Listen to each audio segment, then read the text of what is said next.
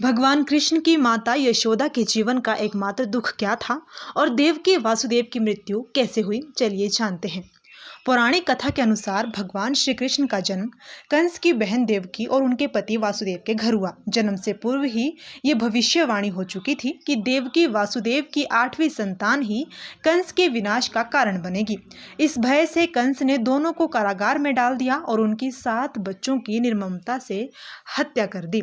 लेकिन जब 8वीं संतान के रूप में श्री कृष्ण का जन्म हुआ तो उसी रात नंद और यशोदा के घर योगमाया नाम की पुत्री का भी जन्म हुआ। वासुदेव ने अपने पुत्र को यशोदा की गोद में रख दिया और योगमाया को कारागार में ले आए।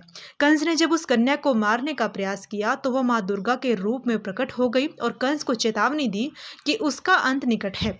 श्रीमद् भागवत के अनुसार कृष्ण का पालन पोषण नंद बाबा और श्री यशोदा माता ने किया। श्रीमद् भागवत के अनुसार कृष्ण का पालन पोषण नंद बाबा और यशोदा माता ने किया। विद्वानों के मत में यशोदा ने जुड़वा संतानों को जन्म दिया था, लेकिन कृष्ण उनमें विलीन हो गए। इस रहस्य का उल्लेख ब्रह्मवर्त पुराण और गर्ग संहिता में मिलता है। समय बीता और जब पूर्ण सूर्य ग्रहण के अवसर पर सभी लोग कुरुक्षेत्र के समंता पंचक क्षेत्र में एकत्र हुए, तब नंद, यशोदा और कृष्ण का भावनात्मक पुनर्मिलन हुआ। नंद और वासुदेव ने गले लगकर अपने दुख भुला दिए और माता देवकी तथा माता यशोदा ने कृष्ण को देख अपने हृदय को संतोष दिया। किंतु माता यशोदा के जीवन का एकमात्र दुख यही था कि वह अपने पुत्र श्री कृष्ण का विवाह कभी नहीं देख पाई।